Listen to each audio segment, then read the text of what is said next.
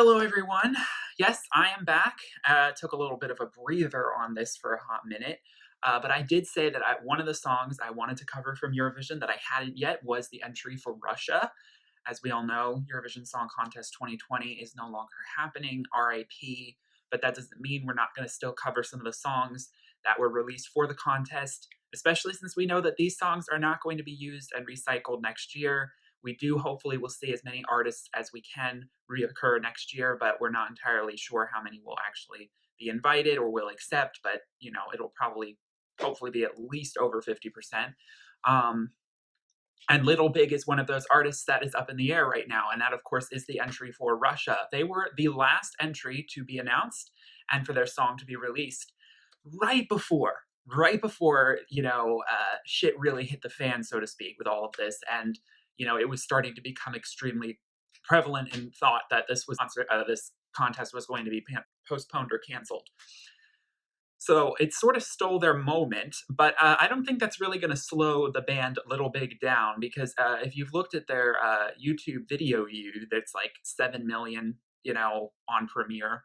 I mean, they are really well known, particularly in Russia, but they've had crossover hits, in Europe, and I don't really know if they've made much of a splash in the United States, but they're definitely like, in terms of Eurovision acts, they're a little bit of a higher caliber just in terms of star power than the typical Eurovision act that we get, especially considering this is the first time they've ever played for Eurovision, so they're not famous that way.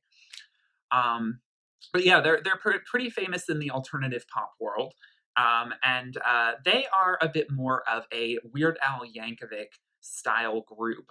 They're a little bit more comedic, and in fact, that's kind of how they always kind of started out. And it sort of morphed more into taking music more seriously, from my understanding. The song we get is called Uno, and it features Spanish lyrics, mainly them counting to six.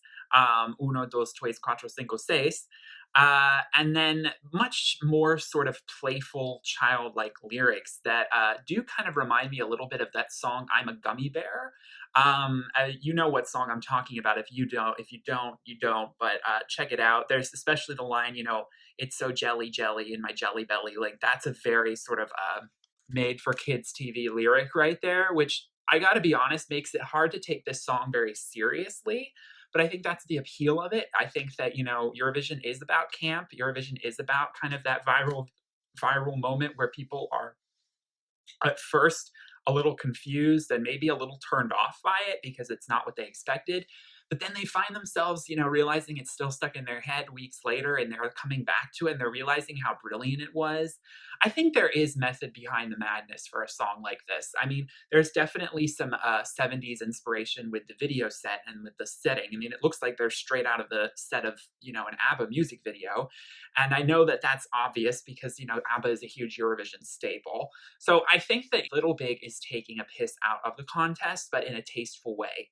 And that's okay. It's not like a shady thing. It's just that's their aesthetic. That's what they're going to do. And so I don't want to spend too long like harping on about this song because like honestly, at the end of the day, it is just kind of for shits and giggles. Like I gotta be real with you. Um, what I love about the song is how kind of chaotic and manic it is, and yet at the same time how danceable. It's not forgettable. It's not something that I want to turn off. That doesn't make me want to that doesn't make me not want to dance. Which is something that would really make this song fall flat on its face if it was like a dance track, but it didn't have a movement to it. And so this is hardcore electronica, which is definitely something that I actually don't think we see enough of in Eurovision. It's something you'd think you'd see a lot more of, but I feel like going in that lane is not so common or popular these days in Eurovision. People want to go a little more in the either back to traditional tempo stuff, or they want to go a little bit more on the urban side. But we don't really get a lot of that hardcore electric techno stuff. So I think that that's, again, kind of rounding out the cornucopia of musical styles that we get this year. Um, and like I said, I think with the styling for this song and for the music video, I would assume on stage. I don't know when we're going to see this performed live or if we ever will, but I would assume that they would carry on a similar shtick with the outfits, because I think that that is something we associate now with the music, and for them to completely reinvent that. Obviously, we got the bigger guy doing the dance moves. it's very Just Dance. It's very Dance Dance Revolution. And it's made for that. And it's something that kids will enjoy, and it's definitely safe to play for kids. And like I said, it has that crossover appeal where it could just be a silly kid song, but it also is like it's got vague sexual innuendos kind of underneath the lyrics. So it's one of those songs that can easily, go in both directions and can placate all audiences. Maybe not the more conservative audience members. So I'm not entirely sure if like the juries would have warmed up to this song as much as the televotes would have. But I do think this song would have definitely qualified.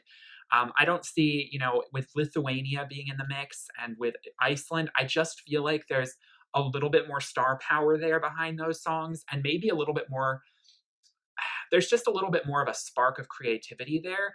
This song just feels a little bit generic in a lot of ways that doesn't quite elevate it to the level of like emotional or impactful that Lithuania's On Fire does, because there's a real comparison between those two tracks. I mean, they are definitely in conversation with each other.